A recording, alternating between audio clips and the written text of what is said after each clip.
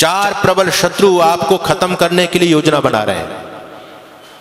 पहला शत्रु, और देखो उन लोगों ने जाल बिछा दिया है, हैरानी की बात ये, जाल बिछा दिया और हम लोग सचेत नहीं है, हम शिकार उनके जाल में फंस चुके हैं।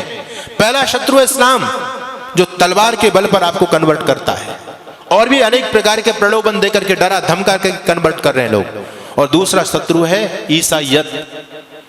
आपको जानकारी होनी चाहिए, इस देश में एशिया का सबसे बड़ा मदरसा है, इस देश में एशिया का सबसे बड़ा चर्च भी बन रहा है। अरे हैरानी की बात है, एशिया का सबसे बड़ा मदरसा पाकिस्तान ईरान में होता तो कुछ बात समझ में आती, लेकिन हिंदुस्तान में हमारी छाती पर है और वहां से हजारों प्रचारक हर साल तैयार किए जाते हैं इस्लाम को बढ़ाने के लिए।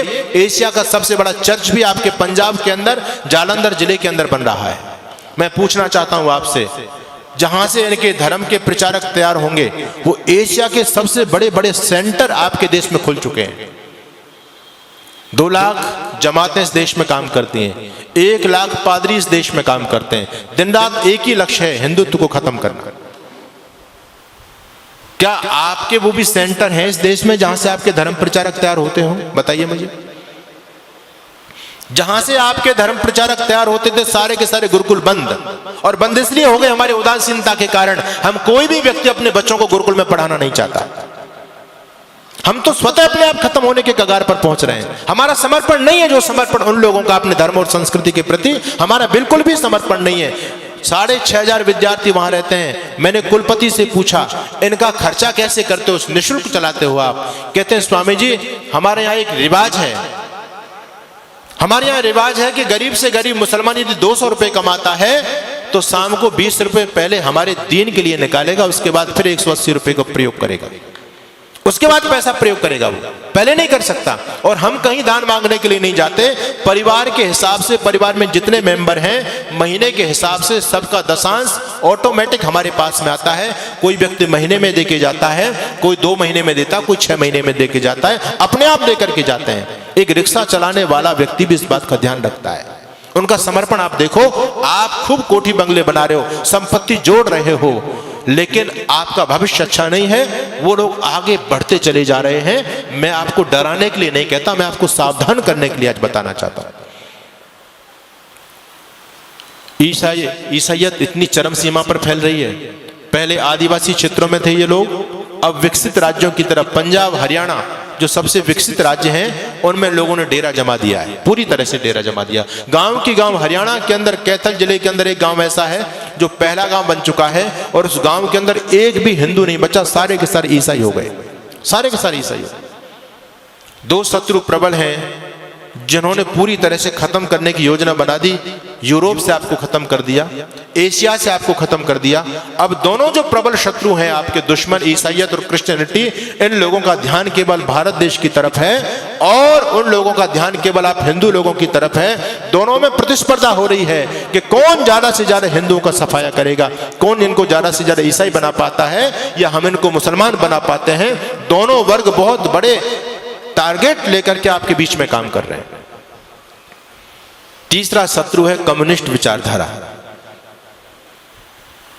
ये इनसे भी ज्यादा घातक है, इनसे भी ज्यादा घातक इसलिए है कि हम इनको शत्रु समझते ही नहीं। क्रिश्चियनिटी और ईसाईयत को और इस्लाम को हम शत्रु मानते हैं, लेकिन ये जो कम्युनिस्ट विचारधारा है ये अंदर अंदर देश की जड़ों को खोखला कर रही है। उनसे भी ज्यादा खतरनाक है। इनका नाम शमशेर खां और ये नहीं मिलेगा, इनके नाम आपके ही नाम मिलेंगे, मारकंडे काटजू। नाम सुनकर के आपको लगेगा कि ये तो कोई ब्राह्मण है, अपना ही भाई है। नाम आपके हैं उनके, और काम सारे के सारे हिंदुत्व को खत्म करने के। और ये तो एजेंडा सबने अपना लिया है। पहले ईसाई मिशनरी जब इस देश में काम करती थी तो पहले धर्म परिवर्तन करते थे, नाम बदला करते थे। अब वो लोग भी सतर्क और सावधान हो गए। वो लोग अब नाम नहीं बदलते, क्योंकि नाम बदलेंगे तो लोगों की आंख खुल जाएंगी, अरे हमारे इतने भाई कन्वर्ट हो गए, ईसाई बन गए। तो नाम वही रखते हैं लेकिन अंदर से धर्म परिवर्तन करा देते हैं, जिससे हम लोग गफलत में सोते रहे। आप लोगों ने छत्तीसगढ़ के मुख्यमंत्री होते थे, नाम था अजीत जोगी।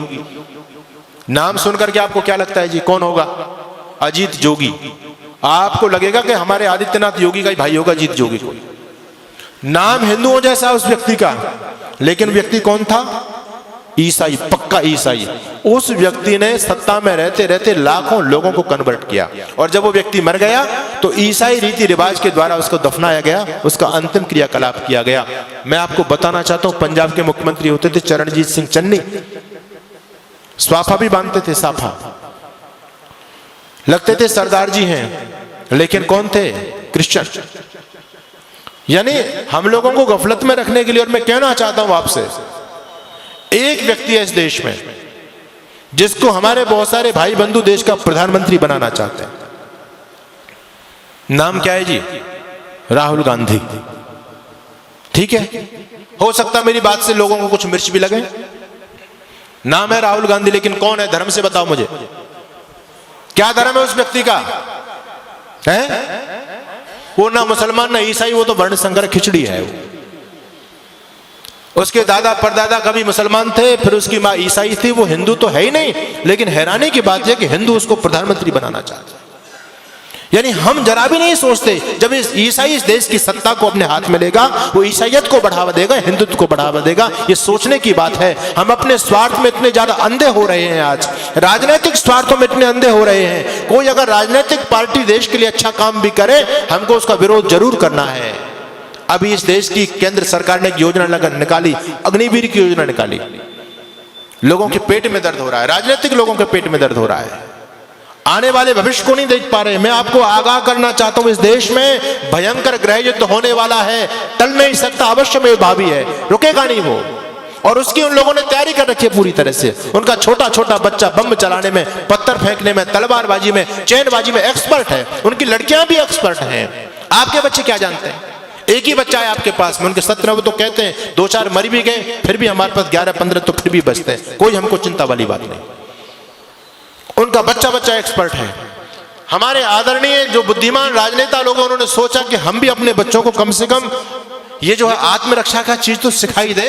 जब देश के हालात बदलेंगे तो कम से कम स्वयं की रक्षा कर पाएंगे, अपनी बहन बेटी अपने बच्चों की रक्षा तो कर सकते हैं वो लोग। इसके लिए अग्निवीर योजना चलाई गई कि हर एक बच्चे को सैनिक शिक्षा दी जाए। अच्छी योजना है, इसका विरोध नहीं करना चाहिए, इसका सम्मान करना चाहिए। हर बच्चे को ये सैनिक शिक्षा मिले, क्योंकि आने वाला समय बहुत भयंकर है। आपके घर में लाठी तक नहीं है, आपका बच्चा कुछ जानता ही नहीं है, आप कैसे उन विधर्मी लोगों से टकराओगे? एक सज्जन कहने लगे, अब हमको AK-47 रखनी पड़ेगी, बंदूक रखनी पड़ेगी, भाला रखना पड़ेगा, अपने घर में फरसा रखना पड़ेगा, लाठी रखनी पड़ेगी। अरे मैंने कहा, इतने हथियार के नाम तुमने गिना दिए, इन हथियारों को चलाएगा कौन? कोई चलाने वाला है तुम्हारे पास में? एक बच्चा है, उसको हमने क्या बनाना चाहते हैं? उसको DM बनाना चाहते हैं। वो लोग कहते हैं हिंदू इतना मूर्ख प्राणी है धरती पर, एक बच्चा करके अपने बच्चों को DM बनाना चाहता है। हम 17 बच्चा पैदा करते हैं, इस देश का PM अपना बनाएंगे। जिस दिन इस देश का PM हमारा बन जाएगा, DM कुछ नहीं बेचेगा, शासन हमारे हिसाब से चलेगा। क्या लोगों की योजना है? हमसे ज्यादा सोच रहे हैं वो लोग। आप एक बच्चा करके उसको सरकारी नौकर बनाना चाहते हैं, और वो 10 बच्चा पैदा करके सरकारी अपना बनाना चाहते हैं। बताओ किसकी योजना में ज्यादा दम है? हम तो कहीं नहीं ठहरे उनके सामने। उनका इतना समर्पण देखो।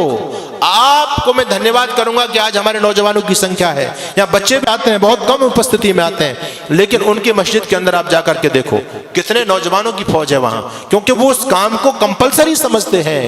हम इस धर्म कर्म को, सत्संग को कंपलसरी नहीं समझते। हम तो ये समझते हैं ये हमारे काम का, बच्चों का क्या काम है इसमें, स्वयं हाथ हिलाते हुए चले आते हैं।